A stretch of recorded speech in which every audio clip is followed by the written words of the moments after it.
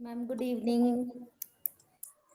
हाँ जी, good evening ma'am, आपका पेपर कैसा हुआ? हाँ, अच्छा हो गया।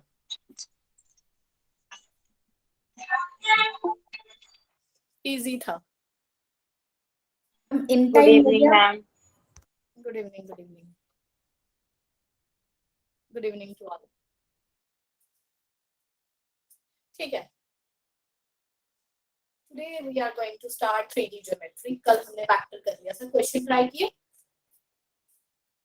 मैम वो उसमें था कि यूनिट वेक्टर निकालना है बी वेक्टर के अलोंग। ओके, देन सुरुचि। आपने बताया था निकल, मैम भूल गया मेरे को कैसे निकालना है।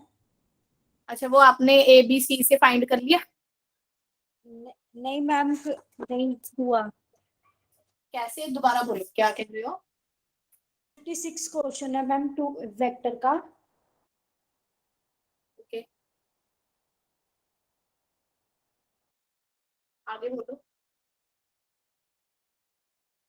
हम उसमें ना in the direction of B निकालना है। ए बी वेक्टर दिया, unit vector in the direction of B निकालना है। कौन सा क्वेश्चन कह रहे हो? क्वेश्चन नंबर कौन सा है? 56 है ma'am. 56. The value of the B such that the scalar product of this vector with the unit vector parallel to sum of these vector is, ये हुआ नहीं 56? मैम ये भी एक मिनट मैम, मैं पीडीएफ खोल लूं।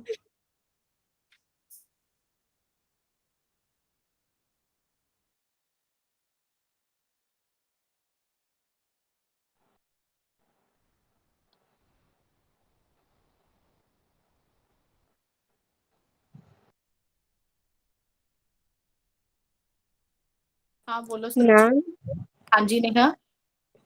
मैम वेक्टर्स की वीडियो अपलोड नहीं हुई, कब तक होगी? मैं ना लेक्चर के बाद ही करती हूँ, वही एग्जाम की वजह से ही थोड़ा होच पोच चल रहा है, हो रहा है बस मैं मैम। करूंगी अभी। Okay ma'am. मैम मैंने हाँ क्लास में लगाई थी, थोड़ा जल्दी कर दीजिएगा। हाँ definitely after the class immediately मैं यही काम ही करूंगी पहले। ठीक ओके है। Ma'am, thank you. मैम आपका एग्जाम कैसे हो गया? अच्छा हो गया शायजा, एंड थैंक्स।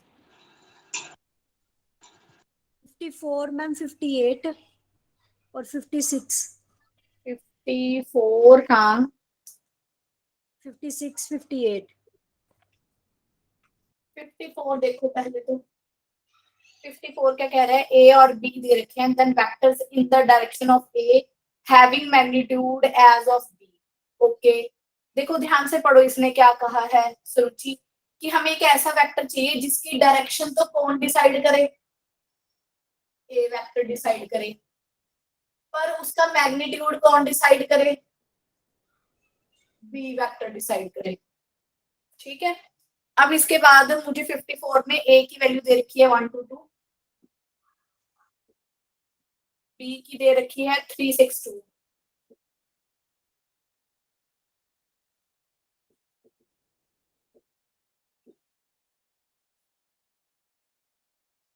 ठीक है, डायरेक्शन ए की डायरेक्शन में होने चाहिए, तो इसका हमें क्या पता करना पड़ेगा, यूनिट वेक्टर। डायरेक्शन जिसकी हम निकालते हैं उसका यूनिट वेक्टर चाहिए। हाँ, इसका यूनिट वेक्टर मेरे पास क्या है, i plus 2j plus 2k divided by 1 4 4 that is divided by 3। हाँ, उसके बाद आ गया बी वेक्टर का मैग्नीट्यूड निकालो, इसका मैग्नीट्यूड कितना आया मेरे पास 9 36 4 दैट इज 7।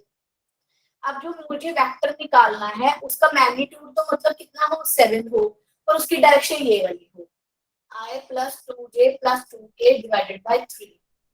तो देखो कौन सा ऑप्शन बन रहा है, सी ऑप्शन बन तो गया, देखो जी मैम ठीक है। सी ऑप्शन करेक्ट है सुरुचि। हाँ जी मैम, लग गया पता। 54 के बाद कौन सा समझ आया, 56, 58।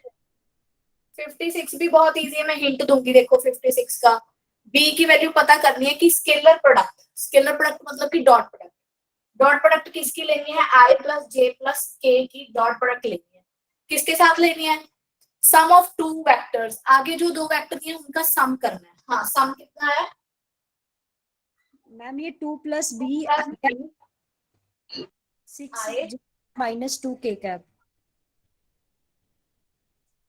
6j, हाँ 6j माइनस 2k। मैम इसको पैरेलल शो करना ना। इसमें क्या क्या, scalar product of this with unit vector parallel to the sum. हाँ, ये दोनों पैरेलल है, तो डॉट प्रोडक्ट कितना आएगा, अच्छा ठीक है, अगर ये दोनों पैरेलल हैं तो कोई बात नहीं, 1/12 प्लस 12 भी आ रहा है ना यहाँ पे, 2 प्लस बी 1/6 1/-2, ये इनके कोफिशिएंट सेम आ जाएंगे ना। मैम मतलब तीनों को इक्वेट करना है, पैरेलल है तो मैम दो को नहीं करेंगे। पैरेलल है तो आप भूल गए क्या, कंपोनेंट्स को वो कर दो इक्वेट ऐसे, सॉरी इनकी रेशियो ले लो। मैम मैं तो दो को कर रही थी इसलिए नहीं आ रहा, अगर तीन को करेंगे फिर तो आ जाएगा मैम। मैम ये वाली कंडीशन कोइंसिडेंट की नहीं होती जो आपने लिखी है मैम?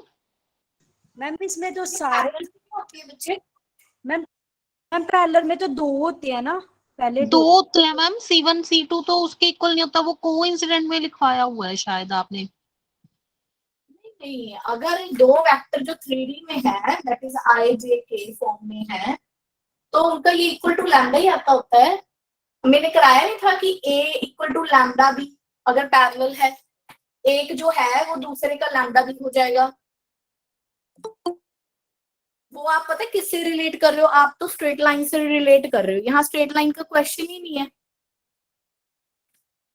यहाँ स्ट्रेट लाइन का क्वेश्चन थोड़ा ना चल रहा है। यस मैम, उसी से रिलेट कर रहे थे। Yes ma'am. Vector with unit vector parallel to, ma'am पर यदि इस डॉट अकॉर्डिंग ये हुआ ना कि उसके डायरेक्शंस जो हैं वो सेम, मैम डॉट प्रोडक्ट 0 नहीं ले सकते? डॉट प्रोडक्ट 1 के इक्वल हो जाएगी ना।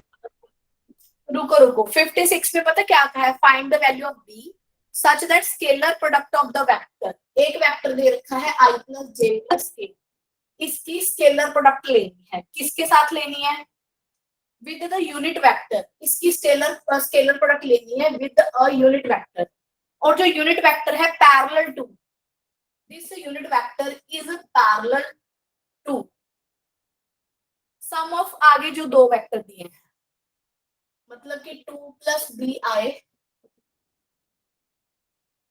4 प्लस 6 जे माइनस 2 के। अब जो ये यूनिट वेक्टर है वो इसके क्या है, पैरेलल, अगर पैरेलल है तो बताओ क्या होगा। पहले दो कोफिशिएंट इक्वल होंगे। अगर ये इसके पैरेलल है तो क्या होगा, जो ए यूनिट वेक्टर है वो लैम्डा ऑफ दिस हो जाएगा। हम ए क्रॉस बी को 0 रख सकते हैं। हाँ, पैरेलल है तो इनकी क्रॉस प्रोडक्ट है, उसने स्ट्रिक्टली कहा है कि स्केलर प्रोडक्ट ही करनी है इसके यूनिट वेक्टर के साथ। आप क्वेश्चन भी शायद ध्यान से पढ़ रहे, क्वेश्चन चेक करो, पढ़ लिया सबने?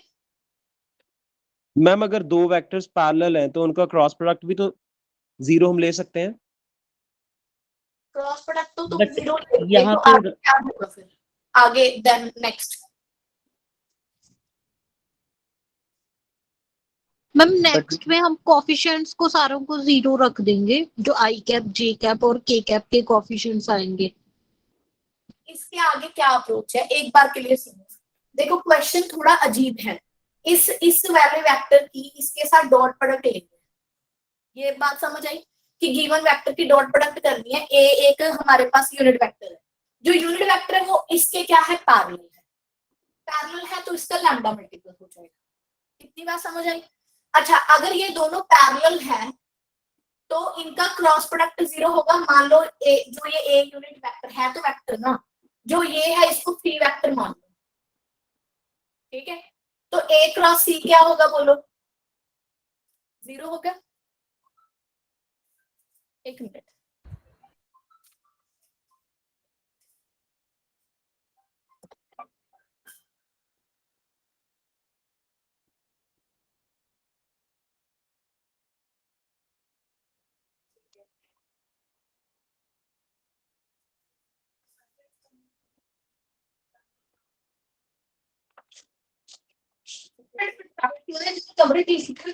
करके बैठी मुंडे ते भूली जाती है, मैं इन्ना कह के आ जाओ की बह गया सुनता ही नहीं और कहती है मां।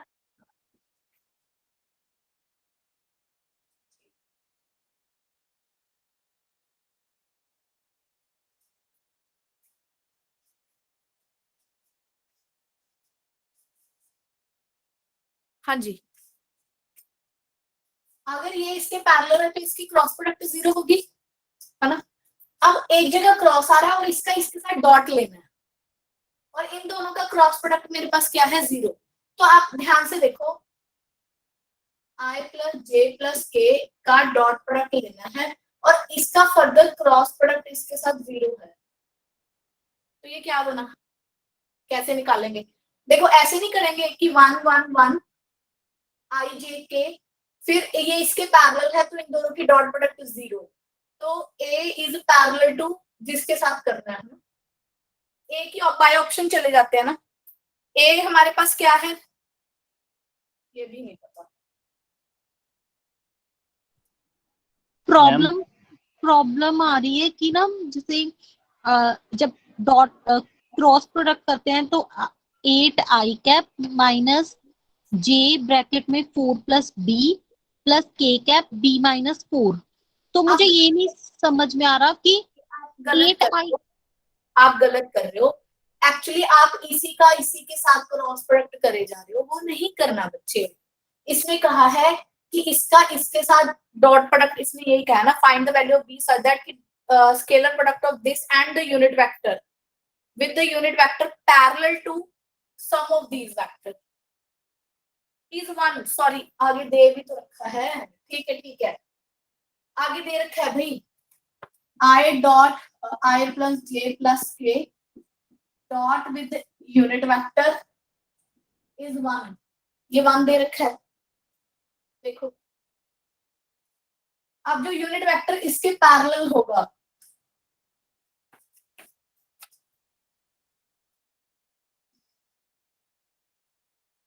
सेम ही आएगा मैम फिर पैरेलल से।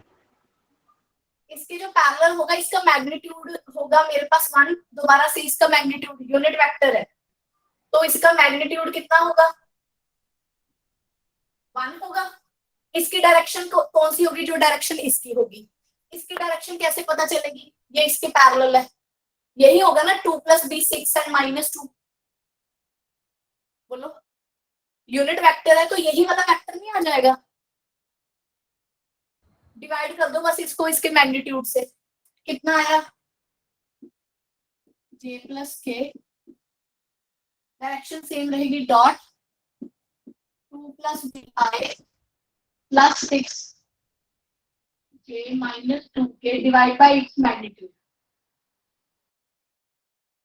2 + b का होल स्क्वायर 36 + 4 = 1।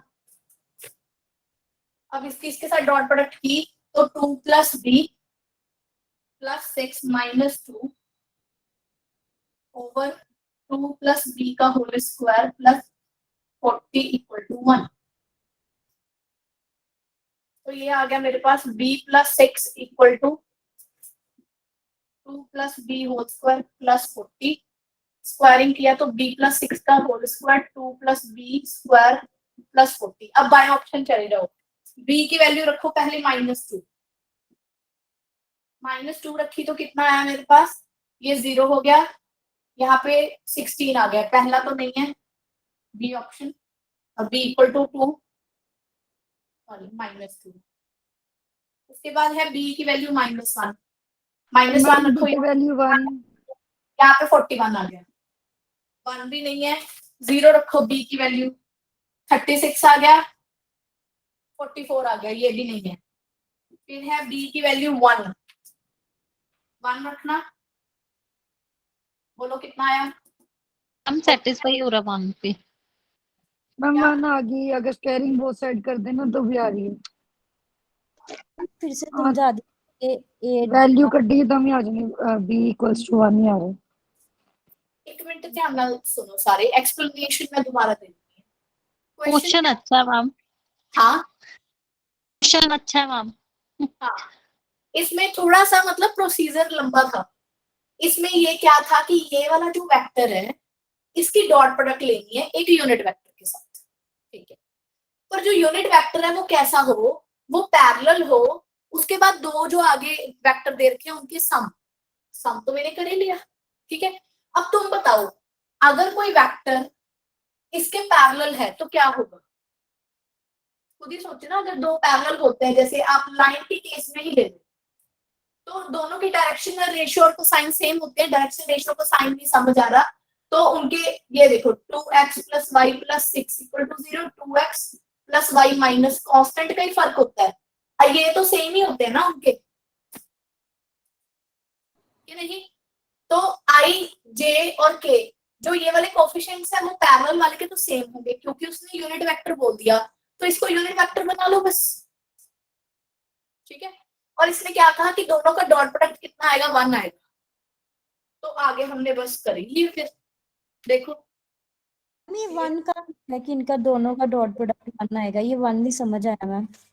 दे रखा है, सोची क्वेश्चन अच्छे से पढ़ो, पढ़ो अच्छे से, दे रखा है कि इट इज 1। लास्ट में लिखा हुआ है is 1।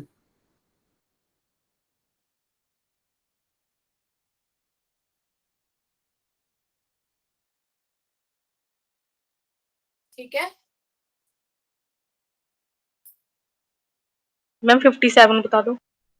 हाँ एक minute.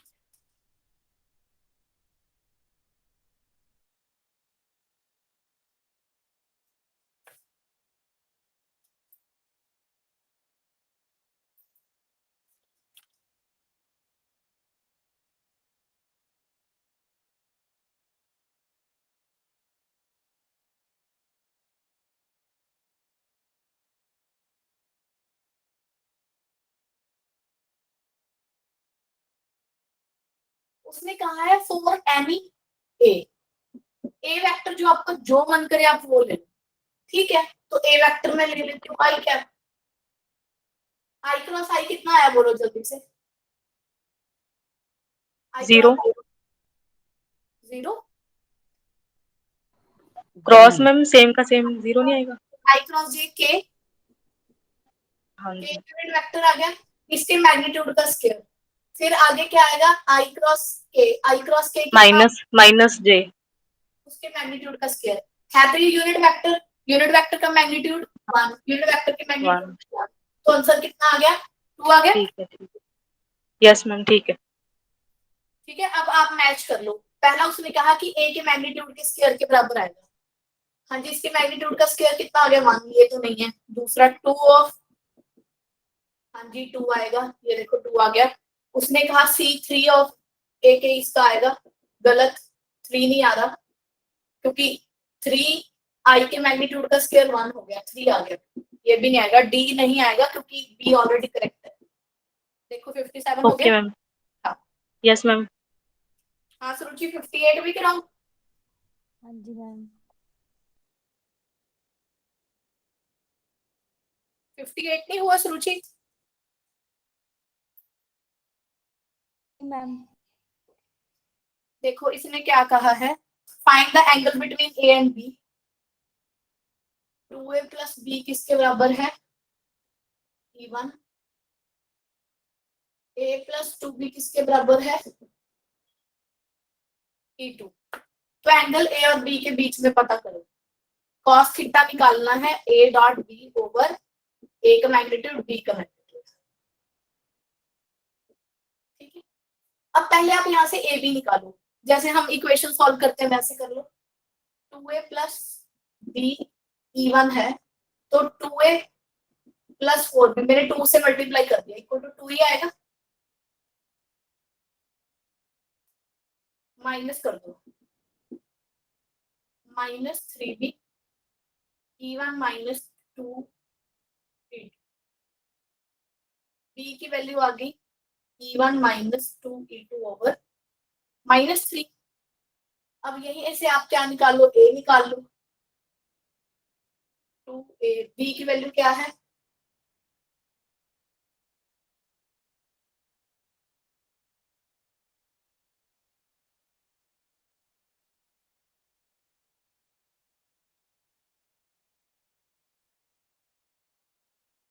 Two by three E1 minus E2/3, ये आ गया।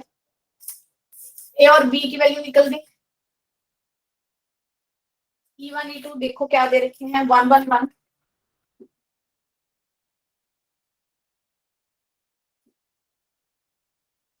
-1। ए की वैल्यू मेरे पास क्या आ गई,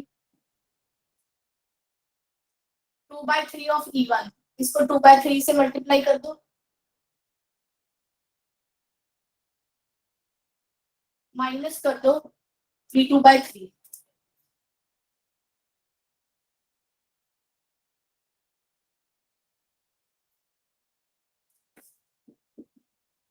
तो 2 minus 1 is 1, 2 minus 1 is 1, 2 minus 1 कितना हो गया 3। मतलब ये क्या हुआ, 1/3 आई कैप जे कैप प्लस 3 के कैप ए वेक्टर। देखो यहां तक समझ आया सबको? हाँ जी मैम। बी वेक्टर निकालो, E1 माइनस 2 ऑफ E2, इसको इसको इसके 2 के 2 मल्टीपल से माइनस कर दो, तो ये आ गया -1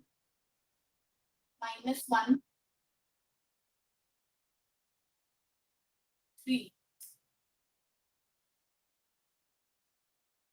डिवाइड बाय -3 करना है, तो ये आ गया 1/3 अंदर आई कैप प्लस जे कैप -3 के कैप। इवन E2 क्वेश्चन में दे रखा है मैम। हाँ जी हाँ जी, आगे कर लोगे सुरुचि, 2 वेक्टर निकाल दिए, डॉट प्रोडक्ट निकाल दो आगे। मैम ये पुट कैसे कर रहे हो आप?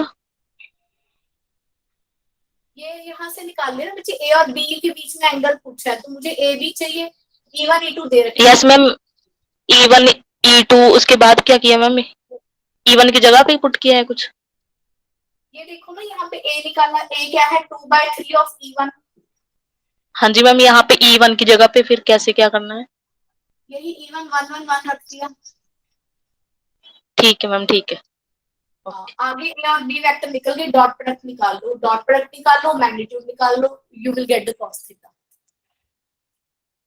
ठीक है सुरुचि?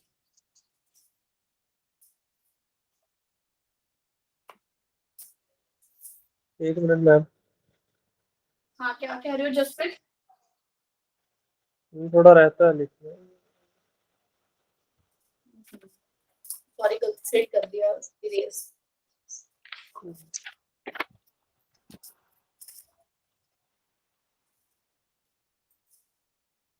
हाँ जी, नेक्स्ट आ गया 3D ज्योमेट्री। देखो 3D ज्योमेट्री में क्या है, क्या क्या पढ़ने वाले हैं। पहले तो इसका बेसिक पढ़ेंगे, जैसे भी पहले भी हमने स्ट्रेट लाइन की है, ये आपने स्ट्रेट लाइन पढ़ी थी। इस स्ट्रेट लाइन को एक्चुअली आप एक प्लेन के ऊपर ड्रॉ कर पा रहे थे। ये 2D वाली 2 डायमेंशन वाली स्ट्रेट लाइन थी। अब देखो जैसे आपका कोई रूम है, सपोज दिस इज है ना रूम, ये मेरा रूम है, ये भी तो एक लाइन जा रही है, बट जो ये वाली लाइन जा रही है ना ये 3D में है। ऑब्जर्व करो, अगर यही लाइन यहाँ आ जाए तो प्लेन में है, ये लाइन यहाँ आ जाए तो 3D में है। अब हमने सब कुछ ही किस में पढ़ना है, 3D में पढ़ना है। ठीक है, समझ आई बात? तो जब भी हम कोई चीज 3D में पढ़ रहे हैं, अब वहां पे पहले क्या होता था, ज्यादा कुछ था नहीं। 2D में एक लाइन जब हमने रिप्रेजेंट करनी होती है तो ये कहते हैं कि ये पॉजिटिव एक्स एक्सिस के साथ कितना एंगल बना रही है, this will give us the slope. तो स्लोप कैसे निकलता है, tan ऑफ थीटा करके। तो यहाँ पे जो पॉजिटिव एक्स एक्सिस के साथ बनाया गया एंगल है किसी स्ट्रेट लाइन का, वो किसका काम करता था मेरे पास से, ये बताता था कि लाइन कैसी है, इंफॉर्मेशन बताता था। ज्यादा से ज्यादा हमें और क्या दिया होता था कि किस में से पास कर रही है या कौन से 2 पॉइंट में से पास कर रही है हम ये। अब ऐसे ही 3D ज्योमेट्री में एक लाइन को रिप्रेजेंट करने के लिए हमारे पास क्या है, सपोज यहाँ पे आपके पास कोई लाइन है,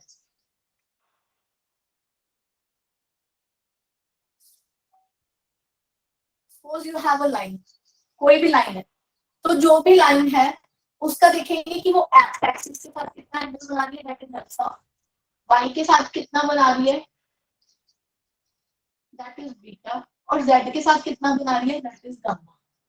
ठीक है, वहां लाइन को रिप्रेजेंट करने के लिए सिर्फ एक्स एक्सिस के साथ एंगल पता होना चाहिए, कोई एक पॉइंट या 2 पॉइंट में से पास कर रही है या कितने इंटरसेप्ट को काट रही है एंड सो ऑन।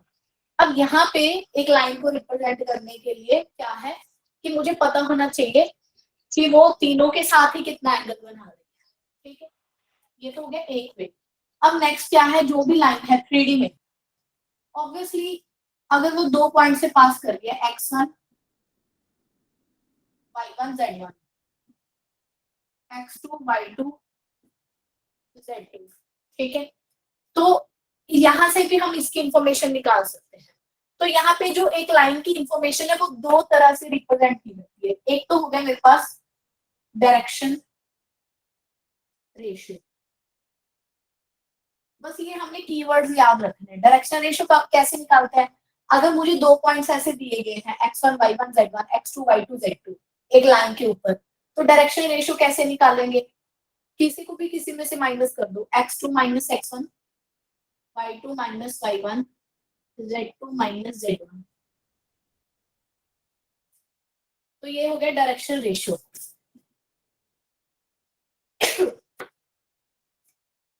अच्छा, इसी को अब कोई शॉर्ट वे भी तो होना चाहिए ना इसके डायरेक्शन रेशियो रिप्रेजेंट करने के लिए। जरूरी था नहीं कि आप हर बार यही चीज लिखोगे। आपको कोई लाइन दे दी, आप कहोगे कि मेरे पास इसकी information in the form of ABC है। एबीसी क्या है, यही चीज है, बस पहले वाले को ए लिख दिए, दूसरे को बी, तीसरे को सी। आफ्टर सॉल्वेशन एक एक नंबर आएगा, उसको मैंने एबीसी का नाम दे दिया। Here the ABC is the direction ratio. ठीक है, तो डायरेक्शन रेशियो की हेल्प से भी आपको एक लाइन का पता चल गया कि ये कैसी है, इसकी इंफॉर्मेशन। सेकेंडली आ गया डायरेक्शन कोसाइन, नेम से क्लियर है वैसे तो डायरेक्शन कोसाइन। अब इसमें किसकी जरूरत है, ये पता होना चाहिए कि एक्स एक्सिस के साथ कितना एंगल बनाया, दैट इज अल्फा, फिर वाई के साथ, फिर जेड एक्सिस के साथ। अल्फा बीटा गामा की इंफॉर्मेशन पता होनी चाहिए। अगर ये पता है तो आप cos alpha, cos beta, cos gamma निकाल, ये भी आपको एक लाइन के बारे में बताएगा। अब जो आप देखो कॉस लगाने के बाद आएगा तो एक नंबर ना, तो अब इसको मैं एलएमएन से डिनोट करूँ, ठीक है, एलएमएन से। अब देखो ये वाली भी एक सेम लाइन की रिप्रेजेंटेशन है, एक लाइन ड्रॉ कर दी, उसके बारे में बता दिया, ये भी उसी के बारे में बता दिया, तो डेफिनेटली दोनों के बीच में कोई रिलेशन होगा। रिलेशन बिटवीन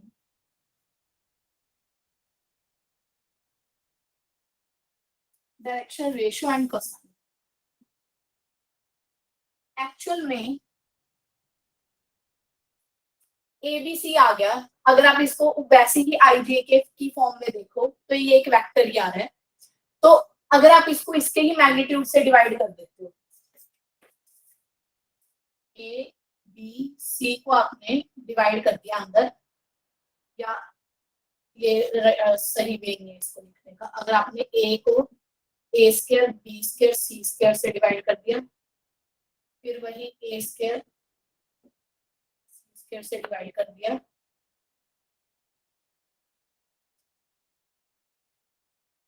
जब आपने इसको we would say कि ये एक यूनिट एक वेक्टर है, जब आपने इसको यूनिट वेक्टर बना दिया ये कहेंगे, तो ये किसके इक्वल आ जाता है, एलएमएन के ही इक्वल आ जाता है। अब आप एक छोटी सी एक्सरसाइज करो, खुद सोचो, अगर एलएमएन वो है जो एक यूनिट वेक्टर है ना, एक यूनिट वेक्टर, तो उसका L square M square N square कितना आएगा, थोड़ा रिलेट करके बताओ, हम ऑलरेडी कर चुके हैं। 1 ही आएगा, 1 समझ रही हो, क्योंकि ये कहीं ना कहीं आई वाला पार्ट है, ये जे वाला है, ये के वाला, जैसे ये लगाओ, थोड़ा पिछले से रिलेट करें, A1 आई, A2 जे, A3 के, ये वाला पार्ट है। तो अगर आपको याद हो जब आप इसका मैग्नीट्यूड निकालते थे तो कैसे निकालते थे, A1 square A2 square A3 square, और अगर ये यूनिट वेक्टर होता था तो ये मैग्नीट्यूड 1 आता था, तो यहाँ से आई वुड से कि A1 square A2 square A3 square 1 आ रहा है, तो यही चीज नहीं है कि L square M square N square कितना आएगा मेरे पास 1, आप करके भी देख लो, एल की वैल्यू ये रख के इसका स्क्वायर कर दो, इसका इसका ऐड करोगे 1 ही मिलेगा, बताओ मिलेगा कि नहीं, यस मैम। मिलेगा ना। तो ये पूरी समरी है 3D शुरू करने से पहले, हर जगह घूम फिर के यही चीज चलेगी, और इससे ही आगे हमने आगे जाके सब कुछ सीखना कि बेसिकली किसी भी एक लाइन को रिप्रेजेंट करने के दो तरीके हैं, एक तो उसको in terms of direction ratio, एक डायरेक्शन कोसाइन। जो डायरेक्शन रेशियो है वो रफली स्पीकिंग की वो एक तरह का यूनिट वेक्टर नहीं है, क्योंकि यहाँ सिंपली एबीसी पड़ा है, पर डायरेक्शन कोसाइन में क्या होता है, एलएमएन में, एलएमएन इसके इक्वल आया ना, इस केस में इसको हर पार्ट को यूनिट बना दिया जाता है, that's why L square M square N square equal to 1 आ जाता है। अब मेरा क्वेश्चन आपसे है कि A square B square C square 1 होगा कि नहीं, इनका एडअप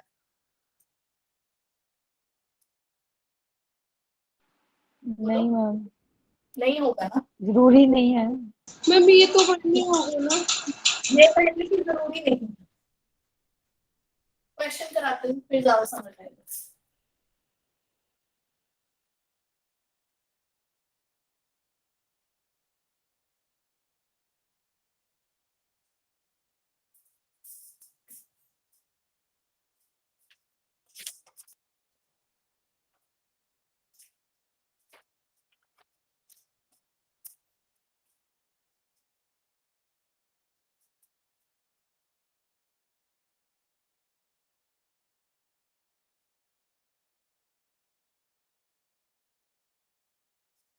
हाँ जी, एक्स एक्सिस के डायरेक्शनल रेशियो एंड कोसाइन निकाल दो, एक्सिस के एक्स एक्सिस की। 3D में एक्स एक्सिस ये होगी एक्स वाई जेड। अब देखो इस केस में जब मुझे पूछा डायरेक्शन रेशियो एंड कोसाइन, आप खुद सोचो क्या मुझे 2 पॉइंट किसी तरीके से दे रखे हैं एक्स एक्सिस पे? 2 तरीके हैं इसको करने के। पहला तरीका एंगल वाले वे से चले जाओ। हाँ जी, एंगल देखो 0 0 0 एक्सिस है, जो एक्स एक्सिस है वो पहले अपने 1 आएगा, कितना 1 एंगल 0 बना 0 रही है? 0 0 0 आएंगे मैम। 1 0 1 0 0 आएगा। नहीं नहीं नहीं, हाँ 1 0 0 0 एक मिनट, एक्स एक्सिस अपने साथ ही कितना एंगल बना रही है? 0 1 0 0 वाई के साथ कितना बना रही है? 90 90 उनके साथ 90 90। ये निकल गया अल्फा बीटा गैमा निकल गया। क्या बताया था? कॉस लगा दो। कॉस 0 कितना होता है? 1 1 0 90 90 में 0। तो ये आ गया डायरेक्शन जो हमने कोसाइन निकाला है, डायरेक्शन कोसाइन। कोसाइन क्यों है? क्योंकि मैंने इसको with the help of alpha beta gamma निकाला है। अब दूसरा देखो, कोई भी हमें 2 पॉइंट पता होने चाहिए अगर एक्स एक्सिस का निकालना है। इसके ऊपर कोई भी 2 पॉइंट लो, 2 0 0 5 0 0 ऐसे दिखेगा। इसके ऊपर कोई 2 पॉइंट बोलो, है ना? तो कैसे निकालेंगे direction ratio? x2 minus x1 y2 minus y1 z2 minus z1 3 3 0 0 0। 0। तो रेशियोज आप कोई भी 2 नंबर लोगे, इवन यहाँ पे जरूरी नहीं कि 3, कोई भी x 0 x आ 0 जाएगा। रेशियो का काम करे। जब आपने इसको कोसाइन में चेंज करना है तो आप इसको x से डिवाइड कर दोगे ना। ये देखो a, ये b, ये c है। डिवाइड किससे कर दोगे? a square b square plus c square से। कितना आ जाएगा बोलो? 0 0 तो वो x आ जाएगा। 1 0 0 ही आ गया। 1 0 0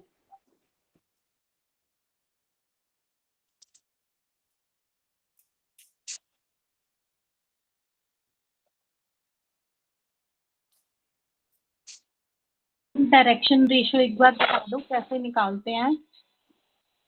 डायरेक्शन रेशियो कोई भी 2 पॉइंट पता होने चाहिए जिसके निकालना है, उसको x2 minus x1 y2 minus y1 z2 minus z1 कर दो। ठीक है, सही कह रही है। x एक्सिस के निकालिए, y एक्सिस के निकालो। क्या होगी? 0 1 1 0 0 0 1 1 0 रेशियो में क्या आ जाएगा? 0 y 0 0 y 0 एनी नंबर यहाँ पे आ जाए, नॉन जीरो नंबर, तो वो डायरेक्शन रेशियो को काम करेगा। देखो ये चीज समझ आई सबको कि नहीं? किसी को प्रॉब्लम तो नहीं? यस मैम, समझ आ गया। z एक्सिस का बताओ। 0 0 1 रेशियो के लिए 0 0 z z कुछ भी आ जाए, any non zero number.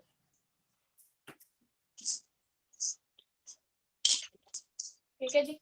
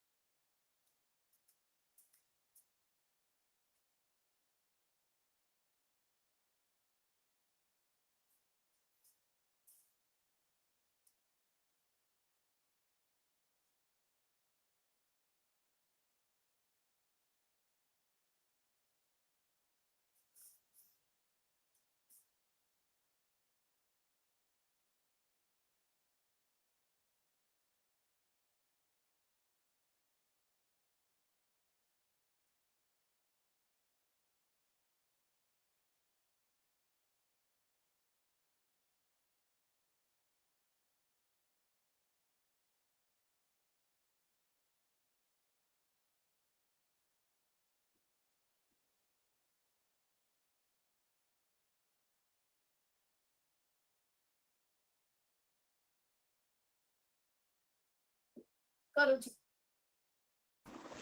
0 half Square root of 3 by 2. half of 0 square root half 3 by 2. of 3 by 2. ठीक है ठीक है.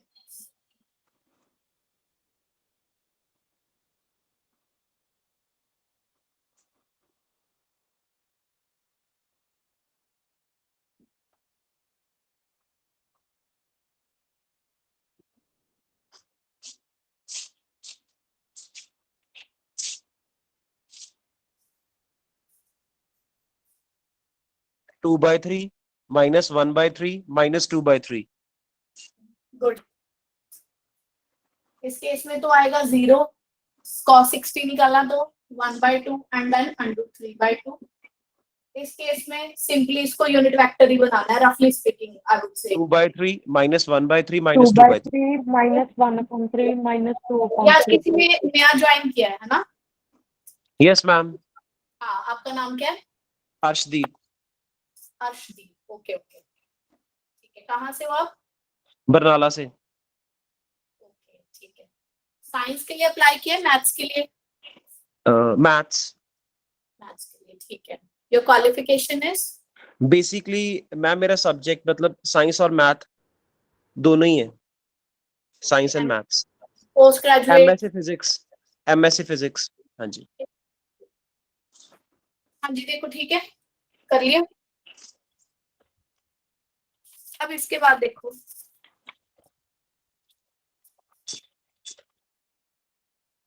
if A1 B1 C1 A2 B2 C2 are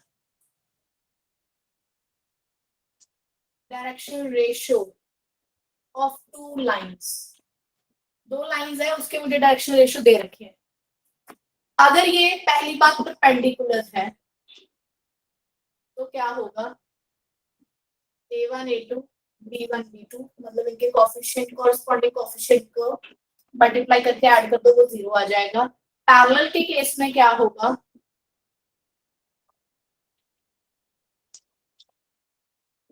इनकी रेशियो सेम आ जाएगी. इन केस ऑफ डायरेक्शन को sign, direction को sign मतलब कि L1 M1 N1 and L2 M2 N2 दो लाइन के डायरेक्शन को साइन है ऑफ टू लाइंस. ये मेरे पास परपेंडिकुलर हो जाएगा. सेम अगर कोरेस्पॉन्डिंग कोएफिशिएंट्स का क्या करूं, मल्टीप्लाई ऐड अप करूं तो 0. पैरेलल कब होगा? अगर ये एग्जैक्ट इक्वल आ जाएंगे.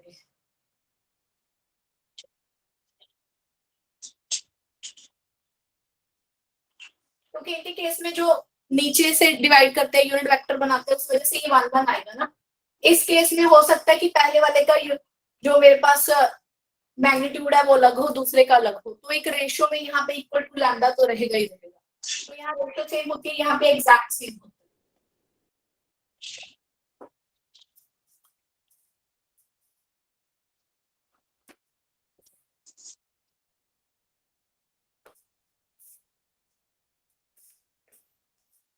If two lines direction ratio दे रखी है मुझे, उनके बीच में मुझे एंगल निकालना है थीटा.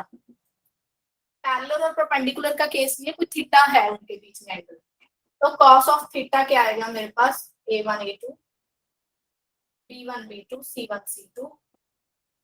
पहले वाले का मैग्नीट्यूड, दूसरे ये बिल्कुल.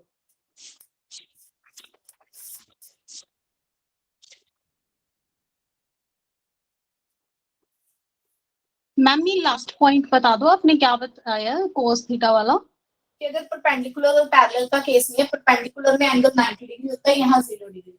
कोई और एंगल भी तो आ सकता है दो लाइंस के बीच में. मैम ये क्या है, टू लाइन? लेकिन ये फॉर्मूला कैसे बना वो ही नहीं समझ आया. ये देखो ना, बेसिकली तो वही चीज है. A dot B over A का मैग्नीट्यूड B का मैग्नीट्यूड.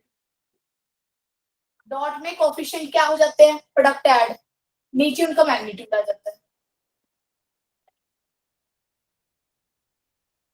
मैम एक नीचे लाइन रीड कर दो, आपने क्या लिखा है? If two lines direction ratio अगर दे रखी है तो हमने एंगल पता करना है, और अगर डायरेक्शन को साइन तक कहा दिया गया हो, सॉरी, देन थीटा क्या होगा? देन थीटा क्या होगा? L1 L2 M1 M2 N1 N2, क्योंकि नीचे जब मैं L1 square M1 square N1 square से डिवाइड करूंगी तो वो 1 रहेगा। अभी हमने किया था ना रिजल्ट कि L1 square M1 square N1 square क्या होता है? 1 होता है। तो इस केस में डिवाइड करने की जरूरत नहीं पड़ी, जैसे यहाँ पे किया हुआ है।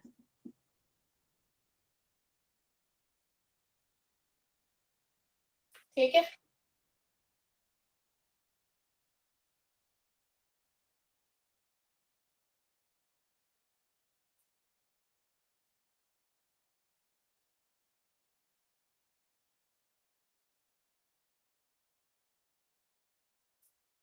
करें क्वेश्चन करें। मैम जो आपने लास्ट इक्वेशन लिखी है गलत नहीं है वो? लास्ट इक्वेशन, ये वाला लास्ट इक्वेशन, हाँ जी, लास्ट इक्वेशन, लास्ट जो आपने हाईलाइट कर रखी है। नीचे लिखा है।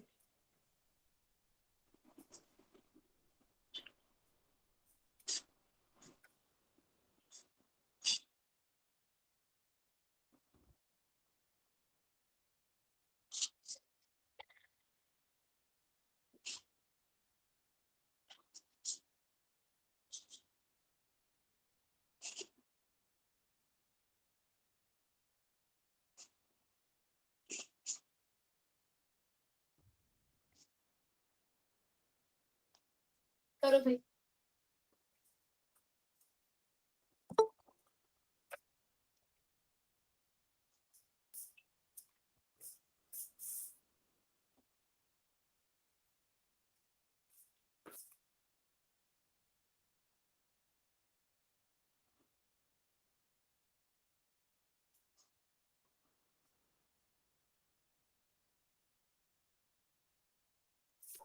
Three by under root 77 minus 2 by under root 77 and 8 by root 77. 3 upon square root of 77 minus 2 upon square root of 77, 8 upon square root of 77, सही है। ठीक है, ठीक है।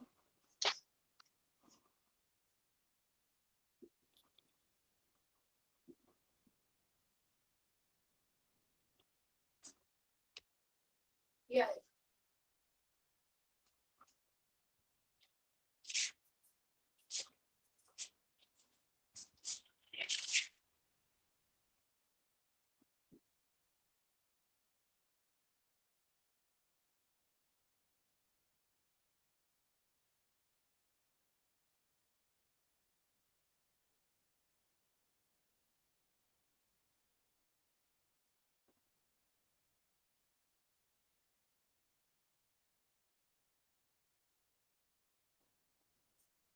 हाँ जी करो।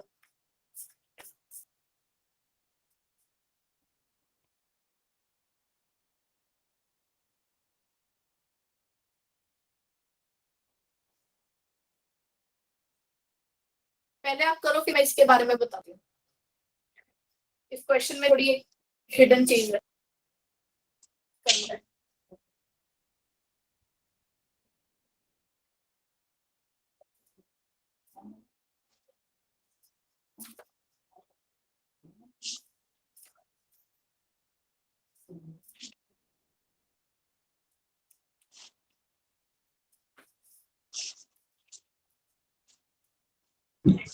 Ma'am, theta is equal to cos inverse 5 over under root 156. हाँ जी बिल्कुल ठीक है। -5 बोले, -5 बोले। Minus 5, ma'am.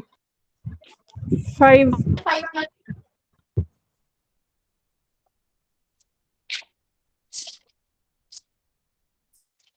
कैलकुलेशन चेक करो।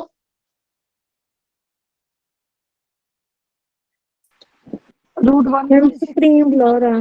मैम बुलारा आ रहा है ये। Ma'am root 156 yes ma'am, screen blur हो रही है। 2 मिनट वेट कर लो, नेटवर्क इशू ना हो। मैम नीचे अंडर रूट 156 नहीं आएगा?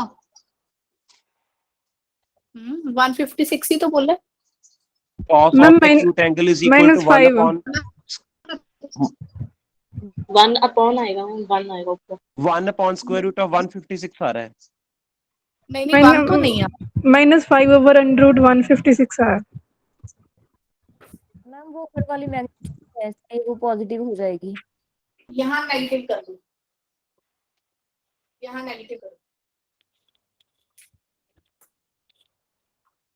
हाँ जी, अब अब कितना? -5 आ रहा होगा। हाँ, सबका ना ये आंसर आ रहा होगा cos थीटा -5 over 156, ये आ रहा है। यस मैम ऊपर magnitude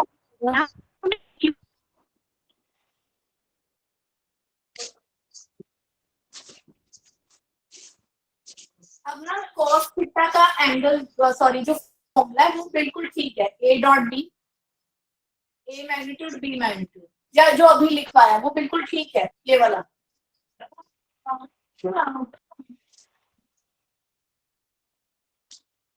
ma'am I have a question. वही आपका क्लियर हो जाएगा जो मैं बोलने वाली हूँ, रुक जाओ। ओके ठीक है, आपका cos थीटा यहाँ से निकल जाएगा। ओके, हाँ जी ज्यादा से ज्यादा क्या है, या तो cos थीटा की वैल्यू पॉजिटिव आती है या क्या आती है, नेगेटिव, हाँ जी है ना। अगर पॉजिटिव आएगी, खुद सोचो कौन से क्वाड्रेंट में होगी। जनरली वो फर्स्ट क्वाड्रेंट में ही। All school all after all school school to to college. College. हाँ, तो यहाँ पे आएगी। अगर नेगेटिव आएगी तो कहाँ आएगी? सेकंड क्वाड्रेंट में या थर्ड क्या? क्वाड्रेंट दिखा में? नहीं रहा कुछ। हाँ, सेकंड या फिर थर्ड क्वाड्रेंट। ठीक है, अब ये बताओ एक्यूट एंगल कौन सा होता है? फर्स्ट क्वाड्रेंट में लेस देन 90 डिग्री। 90 डिग्री से कम वाला। तो जब भी इसकी वैल्यू नेगेटिव आएगी कि वो तो या तो सेकंड क्वाड्रेंट में आएगी या थर्ड में आएगी, which will not give us the acute angle, है ना। एक्यूट एंगल तो फिर नहीं मिलेगा। तो आपको क्या करना है, जब स्पेशली बोला गया वो एक्यूट एंगल ही चाहिए, तो आप अपनी तरफ से इसके ऊपर एक मॉड अटैच Okay. करें। पर जब तक एक्यूट वर्ड में यूज ना किया गया हो, तो आपको वही आंसर देना है जो नेचुरली आ रहा है। समझ गए कि यस जब तक पेपर में कुछ नहीं कहा गया, तो जो नेचुरल आंसर है वो दोगे, चाहे पॉजिटिव चाहे नेगेटिव। अगर स्पेशली मेंशन कर दिया कि एक्यूट ही बताओ, तो आप अपनी तरफ से क्या लगा दोगे, mode. Got it? Got it. I think यही क्वेश्चन था आश्रित। Yes exactly.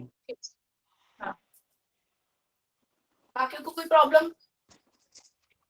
अब क्योंकि यहाँ पे एक्यूट एंगल था, तो cos थीटा क्या आ जाएगा, magnitude of mod of 156, then theta becomes cos inverse, it becomes positive 5 over 156. समझ आ गई?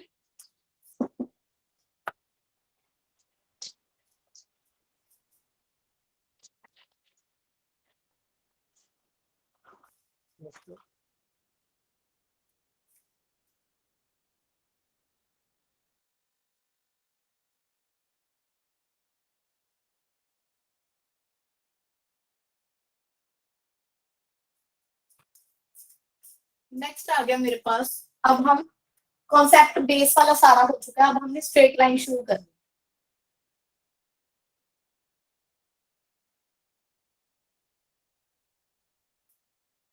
इसमें 3D में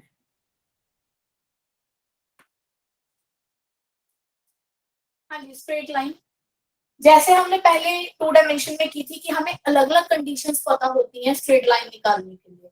ऐसे नहीं कि आपको कहा गया होगा स्ट्रेट लाइन पता करो, कैसी पता करो, आप भी तो कहोगे ना कि किस पॉइंट में से पास कर रही है, क्या एंगल बना रही है, कुछ इन्फॉर्मेशन तो दो कि जिससे मैं एक लाइन निकाल सकूं। तो इन्फॉर्मेशन बेस पे हम स्ट्रेट लाइन की इक्वेशंस निकालेंगे। ठीक है, तो पहली इन्फॉर्मेशन मुझे ये दी गई है कि pass through a given point, pass through a given point and parallel to given vector. अगर एक वेक्टर के पैरेलल है तो वो एक वेक्टर पे वो लाइन को ही तो रिप्रेजेंट करेगा और लाइन भी यहाँ मैं कर सकती हूँ, क्योंकि समटाइम ऐसे ही आता है जब हम क्वेश्चन करेंगे। अब यहाँ पे हमने जब स्ट्रेट लाइन कर रहे हैं, स्पेशली इन 3D, 2D में तो क्या किया था, सारा कार्टेशियन फॉर्म था XY फॉर्म में। यहाँ पे दो तरह के तरीके चलेंगे, एक तो आएगी वेक्टर फॉर्म, क्योंकि हमने वेक्टर खत्म कर लिया, दूसरा आएगी कार्टेशियन फॉर्म।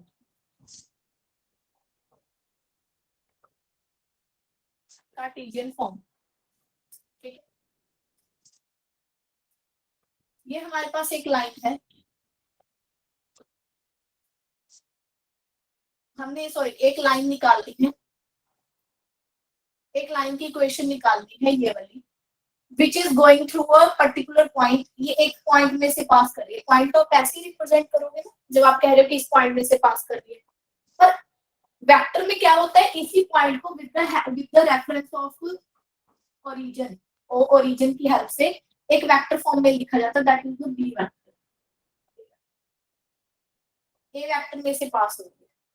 अगर आप कार्टेशियन कर रहे हो तो यही पॉइंट क्या हो जाएगा मेरा, x1 y1 z1। अगर आप वेक्टर में चल रहे हो तो यही पॉइंट एक वेक्टर से रिप्रेजेंट हो जाएगा, ठीक है। अब ये जो लाइन है जिसकी हमें इक्वेशन पता करनी है, इट इज ऑलरेडी गिवन कि it is parallel to some given vector B vector.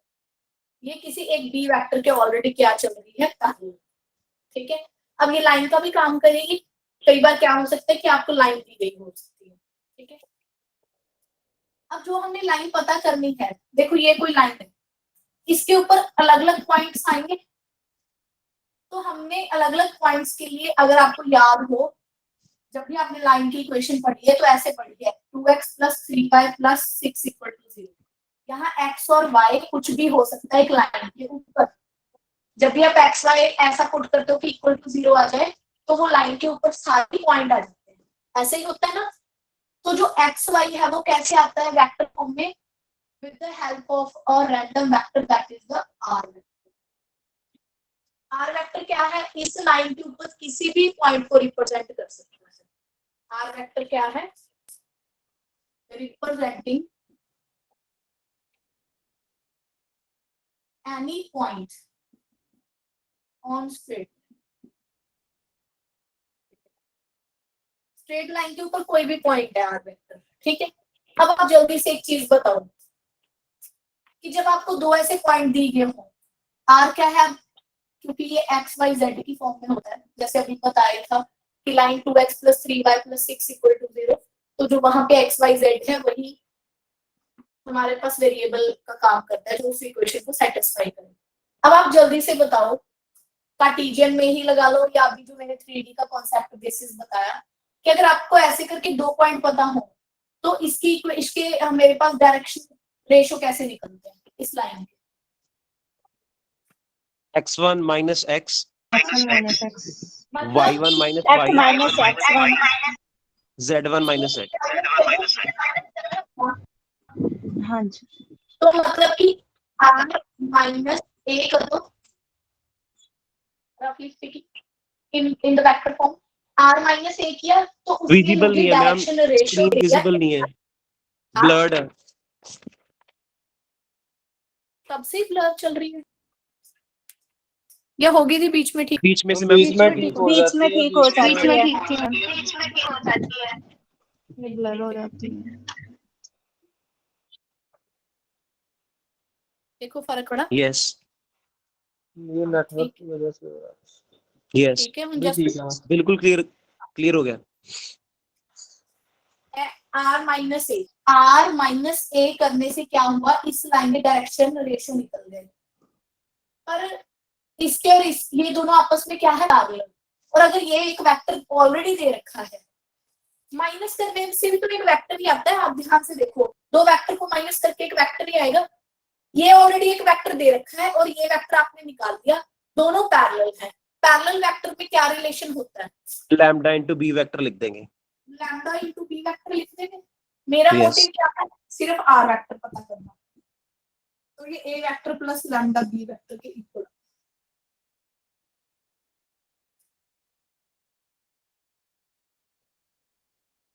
ठीक है, तो ये मेरे पास क्या आ गई, equation of line in vector.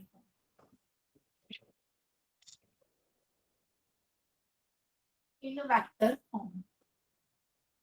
अब आप इसी को कार्टेशियन में चेंज करो। देखो आर माइनस ए, आर क्या है एक्स, माइनस ए कर रहे हो तो x minus x one, y minus y one, z minus z one equal to क्या आ जाएगा, लैम्डा ऑफ बी। अब बी को आप लेट कर लो, क्योंकि एक वेक्टर है, इसके मुझे डायरेक्शन रेशियो पता होंगे, ए बी सी, इसके डायरेक्शन रेशियो ले लो।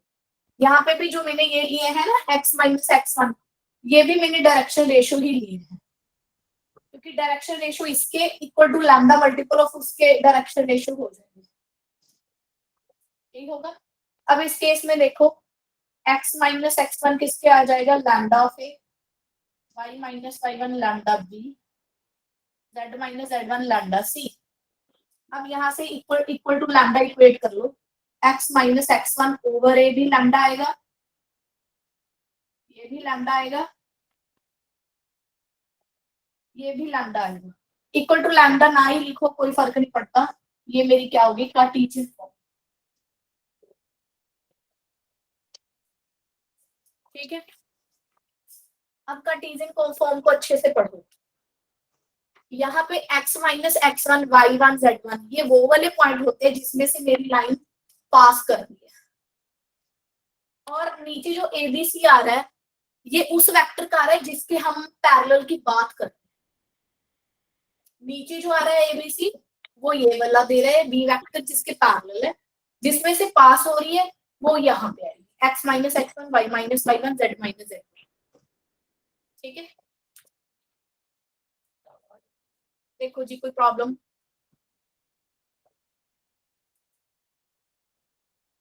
एक दो फॉर्म्स कर लें देन कोई क्वेश्चन साथ साथ कर लो।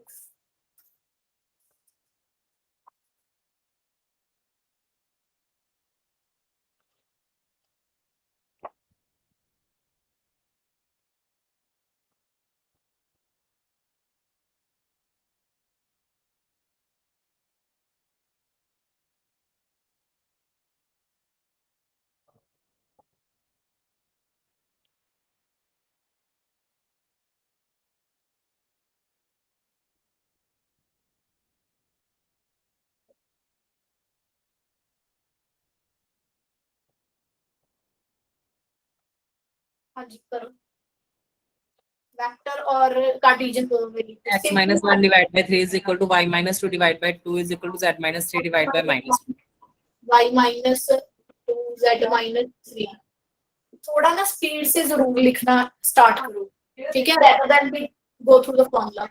आपने एक बस फॉर्मूला पढ़ लिया, उसके बाद उसको अप्लाई करना सीख लो। 3 2 minus 2 पेपर में यही काम आएगी चीज, और ये जिसके पैरेलल है ये उसके कोएफिशिएंट्स हैं, और जिसमें से वो पास कर लिया ये वो वाले हैं 1 2 3। ठीक है, अब नेक्स्ट आ गया वेक्टर फॉर्म। वेक्टर फॉर्म में क्या आया, r vector equal to I plus 2j i plus 2j plus 3k plus 3k plus lambda lambda 3i plus 2j 3i minus 2k। अब आप इस शक्ल को देख के भी याद रखना कि जिसमें से पास कर लिया वो ये होगा 1 2 3, और जिसके पैरेलल है वो हैगा 3 2 minus 2 3 2 minus 2।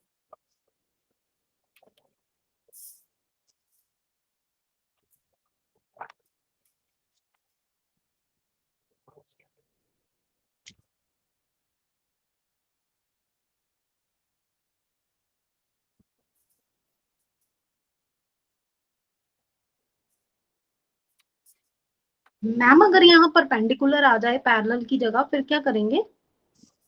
फिर वो परपेंडिकुलर वाले डायरेक्शन रेशियो निकल जाएंगे, वो भी निकालना सिखा दूंगी, आगे आगे करेंगे। ये देखो ना, अगर आपको एक पॉइंट में से पास कर रही है और ये उसके परपेंडिकुलर लाइन है, तो जो इसके डायरेक्शन रेशो आ जाएंगे, इसके डायरेक्शन रेशो के साथ उनकी मल्टीप्लाई क्या हो जाएगी, डॉट प्रोडक्ट 0 नहीं हो जाएगी, है ना। और मैं इसके खुद लेट कर लूंगी यहाँ से, ये A2 B2 C2 है, इसके निकालूंगी, इसके निकालूंगी, वहां से रिलेशन इक्वल टू 0 इक्वल करके लाइन ऑफ इक्वेशन हो जाएगी। कराऊंगी आगे, क्वेश्चन भी आएंगे मतलब, तो आपको पता लग जाएगा कैसे करना।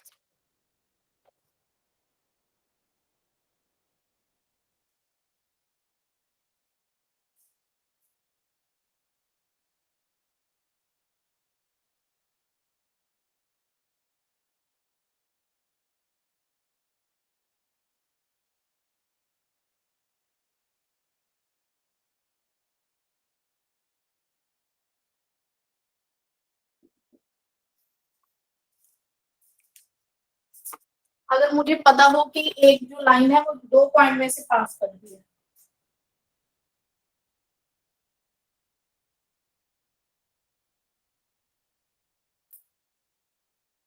ये 2 पॉइंट है, अगर वही बात वेक्टर में करना है तो एक को ए वेक्टर ले लो, दूसरे को बी वेक्टर ले लो, इसको x1 y1 z1 एक पॉइंट में से पास कर रहा है,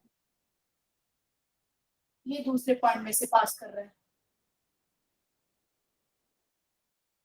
आर वेक्टर क्या आ गया,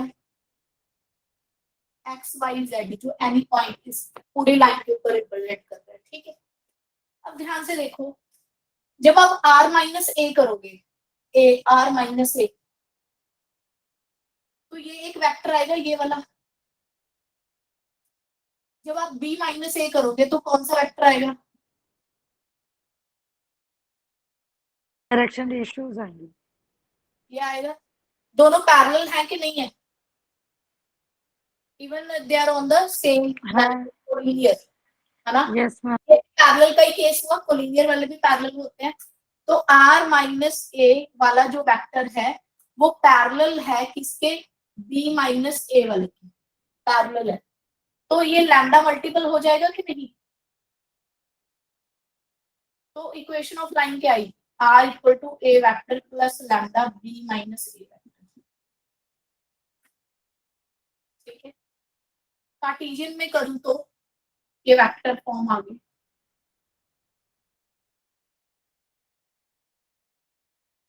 कार्टेशियन में क्या आएगा, r माइनस ए, हाँ जी, x minus x1 y minus y1 z minus z1, ये इसके डायरेक्शन रेशो हो गए, इसके क्या हो गए, b माइनस ए वाले के x2 minus x1 x2 minus x1 y2 minus y1 z2 minus z1। अगर ऐसे दो डायरेक्शन रेशो किसी लाइन के आपस में ये पैरेलल हैं, तो क्या रिजल्ट कराया था डायरेक्शन रेशो के लिए कि इनके आपस में रेशो भी सेम इक्वल होंगे। इस बार मैंने ये यूज कर लिया ना,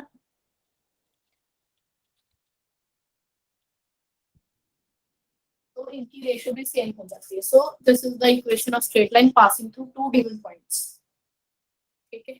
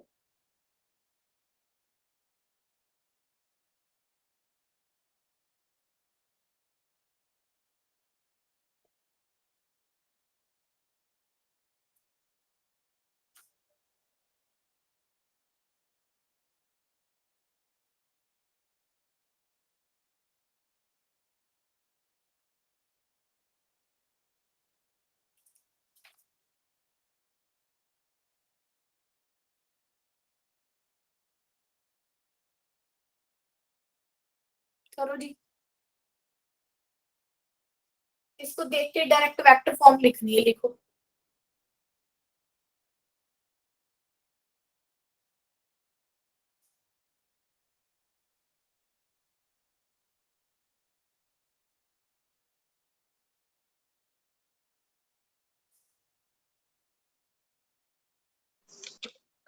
-3i plus 5j minus 6k plus lambda 2i 4j plus 2k।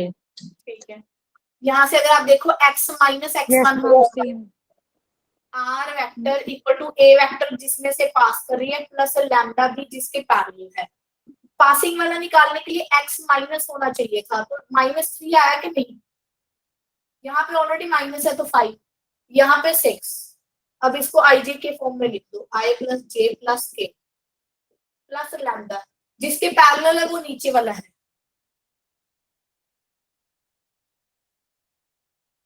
ठीक है, एक काम एक और करो जल्दी से।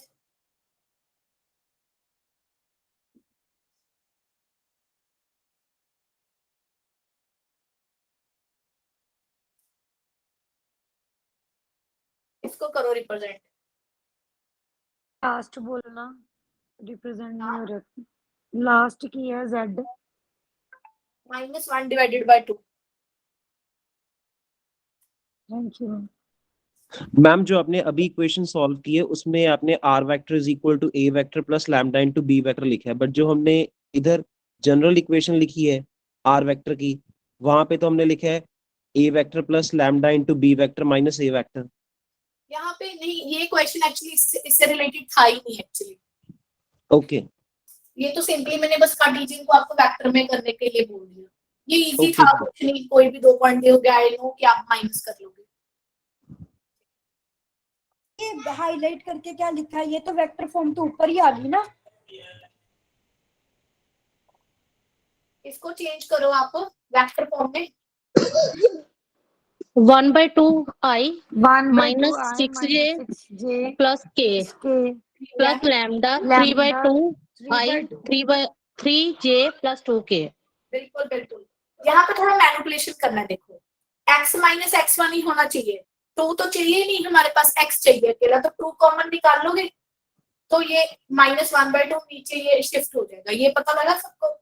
यहाँ पे माइनस और यहाँ माइनस ऐसे कर दोगे, बाकी देखो सेम आ गई। ये वाली चेंज करना मत भूलना। मैम जो नीचे है x ma'am second last upon ma'am हाँ सुन रही हूँ। x प्लस 3 अपॉन 2 है, 2 ਦੀ ਵੈਲਿਊ ਤਾਂ ਸਾਡੇ ਕੋਲ ਹੁੰਦੀ ਹੈ x2 ਮਾਈਨਸ x1, ਇਹ ਨਹੀਂ ਹੁੰਦੀ?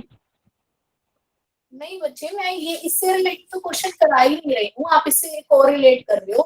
मैं तो सिंपली बोल रही थी कि आपको एक इक्वेशन दिया, उसको वेक्टर फॉर्म में बदल दो बस। ओके ठीक। आप बोलो अर्शदीप। मैम 3/2 कैसे आया मैम? ऊपर तो समझ में आ गया कि 2 कॉमन निकाला है तब x माइनस 1/2 आया है। तो जो 2 जो कॉमन कॉमन निकाला था वो 3 के नीचे चला गया। नीचे भी शिफ्ट करोगे उसको। सेकंड लास्ट न्यूमेरिकल नहीं मैम, समझ आया।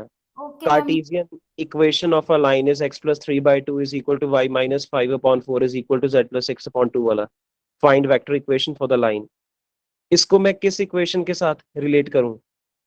कुछ नहीं, इसके साथ करो x minus x1 over a, इसके साथ। ये इक्वेशन मैम आज हमने पहले लिखी थी। हाँ इससे हाँ पहले जी हाँ जी ठीक है, हाँ जी हाँ जी हाँ जी हाँ जी, पॉइंट नंबर 1। जो जब 1 पॉइंट में से पास होके जाती है। हाँ तो ठीक है थोड़ा ठीक है थोड़ा ठीक है, हाँ माइंड जी में हाँ जी बैठेगा वो, तभी मैंने क्वेश्चन बीच में फ्लिप कर दिया।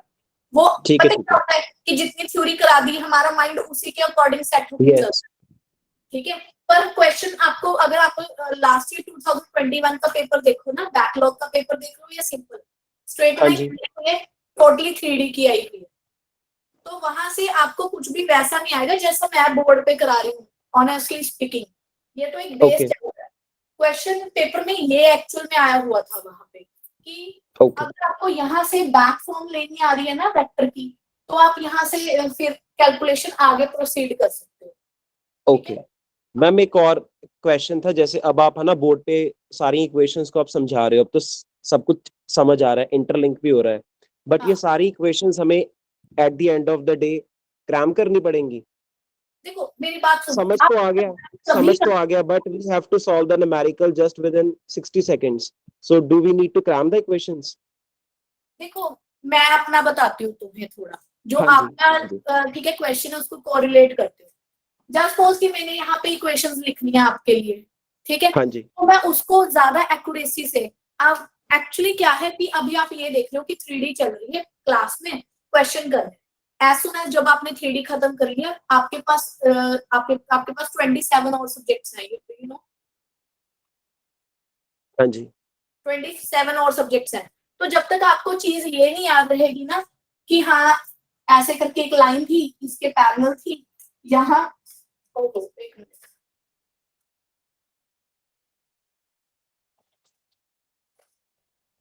हाँ जी, जब तक आपको ये नहीं याद रहेगा ना कि एक वेक्टर बी था, यहाँ आर वेक्टर है, यहाँ ए वेक्टर जिसमें से पास, तो आर माइनस ए लैम्डा भी आया था, तो ही आप क्विकली इसको ए प्लस लैम्डा भी लिख पाओगे। so ultimately we have to cram somehow काम कर लो एट द एंड, पर जब हाँ तक जी, आप एटलीस्ट जितने दिन ये चैप्टर चल रहा है आप Okay. माइंड क्रैम भी तो अंडरस्टैंडिंग के साथ ही होगा मैम, हाँ क्रैम भी तो अंडरस्टैंडिंग के साथ ही होगा। एग्जैक्टली।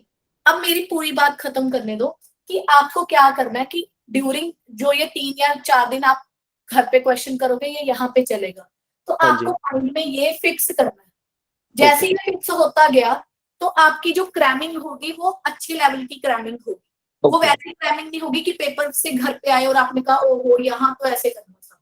अंडरस्टैंडिंग फिर क्रैमिंग। ओके, हाँ ठीक है, तो आप 4 या 5 दिन जब आप 3D के अभी लिंक में हो, मेक श्योर कि आप जितनी बार भी क्वेश्चन कर रहे हो आपके दिमाग में ये पिक्चर बनती जा रही है। ओके, ठीक है, पिक्चर बनाने की कोशिश करो। अब जैसे कोई 12th वाला भी अगर कोई स्टूडेंट आ जाता है, इससे पहले वाले बैच को टीच किया है, अब ये वाला बैच सेकंड बैच चल रहा है, तो आई डोंट थिंक सो कि अगर मैं नोट्स वगैरह रख दूं कि उसके बाद फिर मुझे ये होता है कि मैं नोट्स पिक करके देखूं कि हाँ क्या इक्वेशन थी। क्रैमिंग में यही इशू है। क्रैमिंग जब आप कर लेते हो तो जब आपने ये चैप्टर छोड़ दिया, अगला कर लिया, तो फिर पिछले वाले को बहुत रिवीजन चाहिए।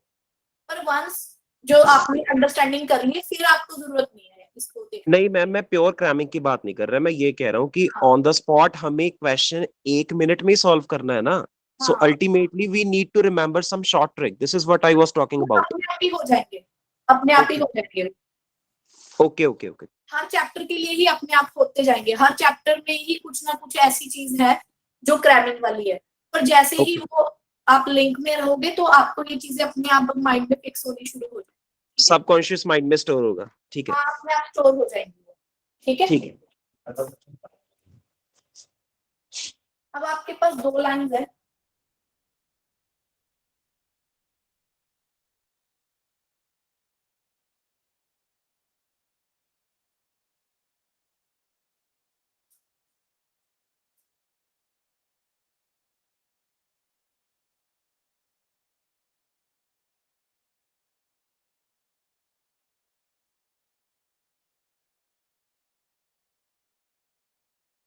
अगर तो देखो अब यहाँ पे ना आगे चल के एक और चीज कराऊंगी, वहां पे भी सेम ही है। स्क्यू लाइंस पहले देखो कि क्या होती है।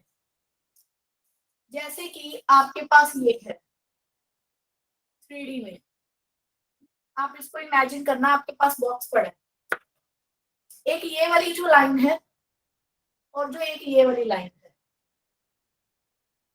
ये भी आपस में पैरेलल है।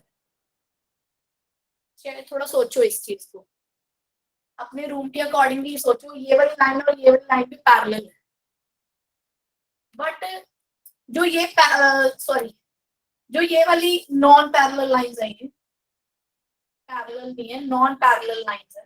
पैरेलल तो प्योरली ये वाली हो गई एक ही प्लेन पे, ना तो ये एक प्लेन पे है, क्यों? क्योंकि जो ये वाली लाइन है वो इस प्लेन पे है, इस वाले प्लेन पे, और जो ये वाली लाइन है वो इस वाले प्लेन पे है। प्लेन पे डिफरेंट हो गया, नॉन कोप्लेनर हो गई, एक ही प्लेन पे ना होने की वजह से नॉन पैरेलल भी है। ठीक है, अब जो ये वाली लाइंस है जहां पे बोल दिया कि फाइंड द एंगल, तो अंडरस्टूड है कि कहीं ना कहीं वो दो लाइनों के बीच में एंगल बनता होगा, पर इनके बीच में कभी भी एंगल नहीं बनेगा। आप चेक कर लो, इमेजिन। मैम मुझे मैम ये लग रहा है कि जो आपने दो लाइंस हाईलाइट की हैं ये किसी भी प्लेन का पार्ट नहीं है। नहीं नहीं, ये देखो एक लाइन ये है, ये एक ये है। डायग्राम में जो आपने दिखाया मुझे ये लगता है कि ये दोनों लाइंस किसी भी प्लेन का पार्ट नहीं है। नहीं, ये इसके लिए प्लेन अलग है, इसके लिए अलग है। सेम प्लेन का पार्ट नहीं है, अलग अलग प्लेन के पार्ट है। अलग अलग प्लेन का पार्ट है,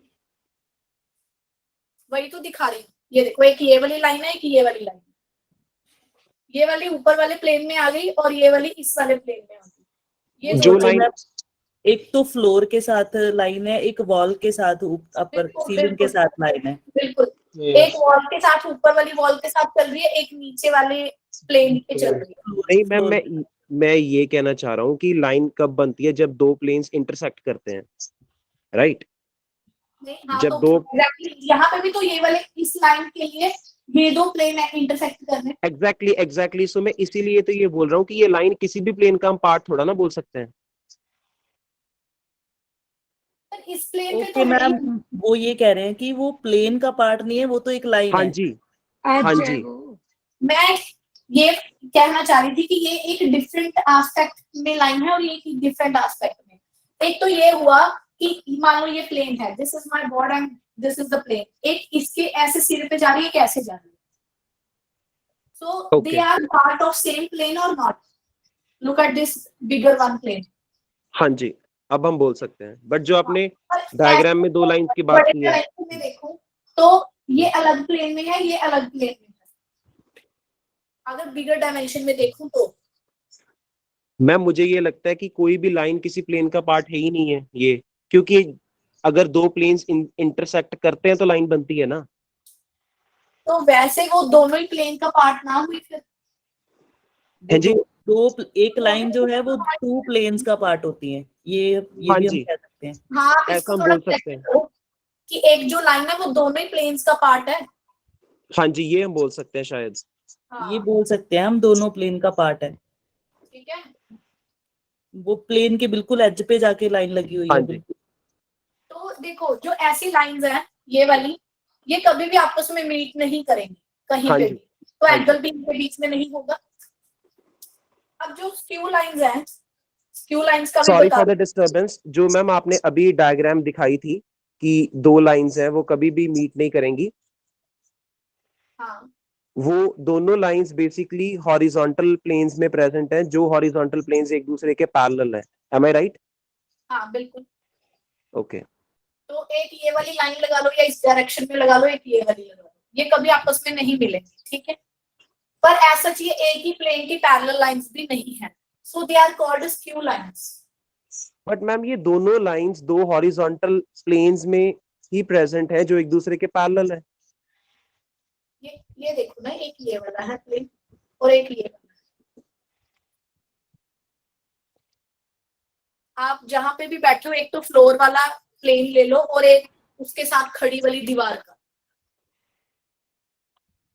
बट मेरा डाउट सिर्फ मैम ये है कि हम किसी स्ट्रेट लाइन को किसी पर्टिकुलर प्लेन के साथ अटैच नहीं कर सकते।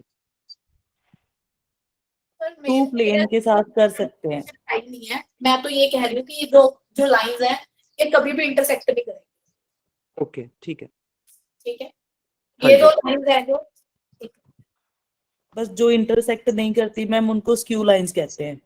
That's it. जो इंटरसेक्ट भी नहीं करती, नॉन पैरेलल भी है, और वो ma'am. एक ही जो कोप्लेनर भी नहीं है, एक ही प्लेन पे भी नहीं है। सही बात है मैम।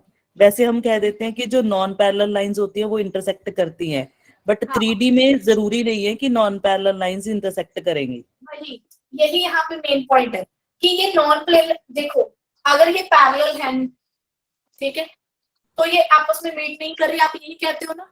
Yes ma'am. यहाँ पे ये भी दोनों नॉन पैरेलल है, बट ये इंटरसेक्ट नहीं करेंगी। प्लस ये नॉन इंटरसेक्टिंग भी है,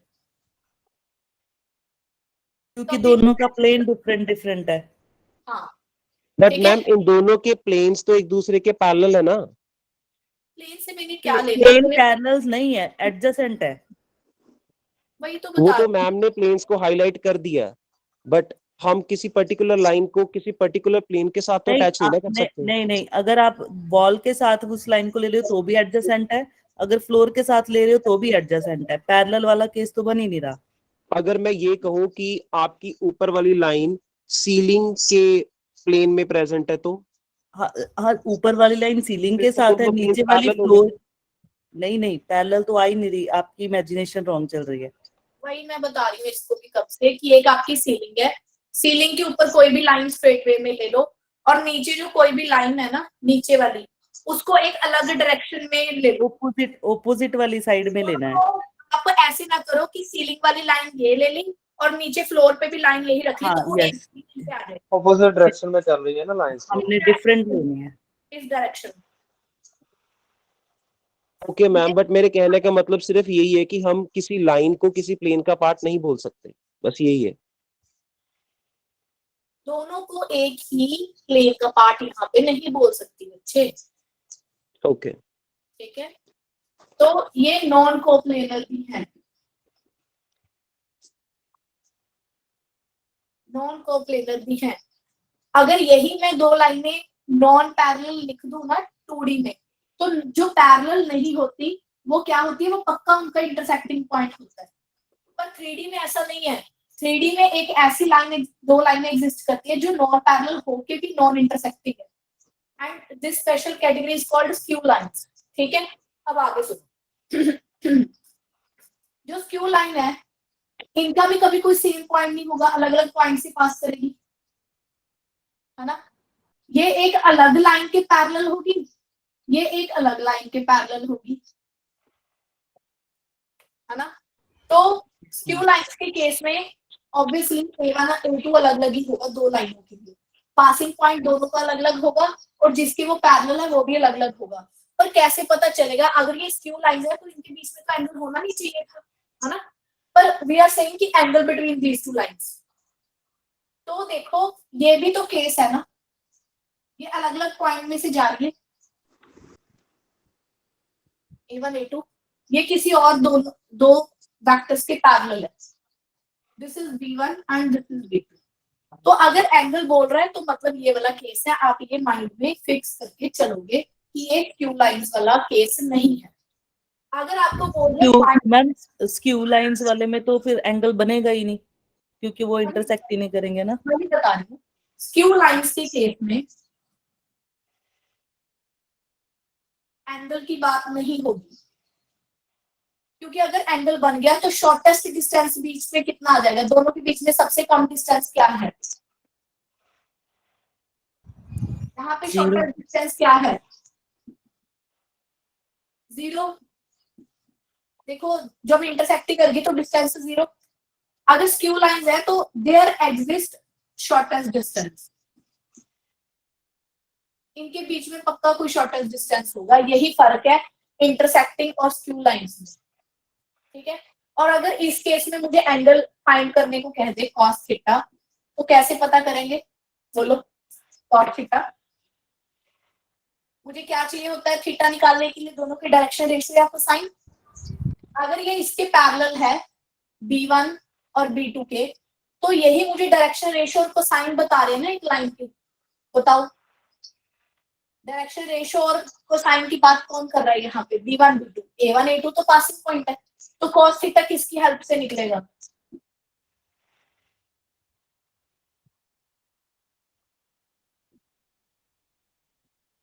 और अगर ये A1 B1 C1 है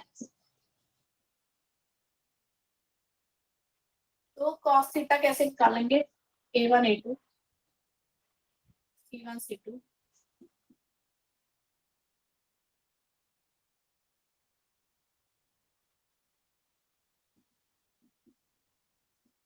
इस तरीके से।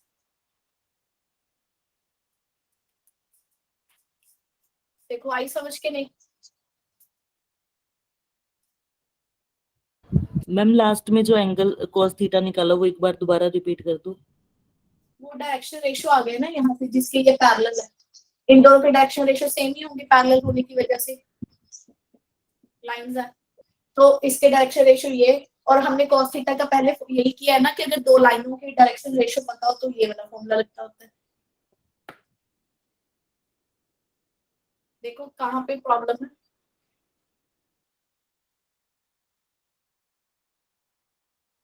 ठीक है, यस मैम। टू लाइंस के बीच में कोई एंगल नहीं होता, शॉर्टर डिस्टेंस की बात होती है वहां पे। नहीं, शॉर्टेस्ट डिस्टेंस का थोड़ा सा क्या था? फिर से मैं बता रही हूँ कि एक ये वाली लाइन है, एक ये वाली लाइन है, ठीक है। ओके अगर आप इनके बीच में डिस्टेंस निकालो तो बहुत तरह के डिस्टेंस निकलेंगे। मैं इसको कैसे रखूं, जैसे ये दो लाइन है, आप ओके मैम वो ये इसके बीच में ये डिस्टेंस ज्यादा हो गया, शॉर्टेस्ट डिस्टेंस ये परपेंडिकुलर डिस्टेंस हो जाएगा दोनों के बीच में। ओके वही वॉल की हाइट के अकॉर्डिंगली हो जाएगा। वॉल हाँ, की हाइट जो कितनी है? एक वॉल की हाइट एक सीलिंग और उसके बीच में आ गई, फ्लोर के बीच में। Yes ma'am. Okay ma'am, yes.